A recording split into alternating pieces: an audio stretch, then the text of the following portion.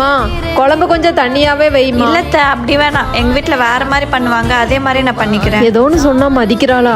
சத்யா, துணி துவைக்கிறதுக்கு நிறைய இருக்குமா, கொஞ்சம் கூட வாமா. இல்லைங்க அத்தை, எனக்கும் டயர்டா இருக்கு, நீங்களே துவைச்சிருங்க. உடம்பு முடியல கண்ணு, நீயே துணி துவைச்சிடுறியாமா? சரிங்க அத்தை, நான் பண்ணிடுறேன். இன்னைக்கு நைட்டு நீயே சமைச்சிடுறியாமா? சரிங்க அத்தை, நான் சமைச்சிடுறேன். வீட்டை கொஞ்சம் கிளீன் பண்ணிருமா. அச்சோ இல்லத்த, நானும் அவரு வெளியே கிளம்பிட்டோம். சரி இருங்க அத்தை, நான் பண்ணி கொடுத்துட்டே போறேன். சரிம்மா. சத்யா, ஃபர்ஸ்ட்லாம் எங்கள் அம்மா மேலே பாசமாக இருப்ப, என்ன சொன்னாலும் கேட்ப. இப்போலாம் ஒரு மாதிரியாக நடந்துக்கிற, என்னாச்சு உனக்கு? என்னம்மா துவைச்சிருக்க? துணியில அழுக்கே போல. என்னம்மா சமைச்சிருக்க? நல்லாவே இல்லை. என்ன நல்லாவே கிளீன் பண்ணலையாட்டிருக்கு. எங்க வேலையை விட்டுட்டு உங்களுக்காக ஒன்று பண்றப்போ அது பாராட்டலனா கூட பரவாயில்ல, ஆனா அது குறை சொல்லும் போது தான் ரொம்ப கஷ்டமா இருக்கு. சாரிம்மா. அதனால தாங்க அதை பண்ணி நான் கெட்ட பேர் வாங்குறதுக்கு அது பண்ணாமலே கெட்ட பேர் வாங்கிடலாம் போல.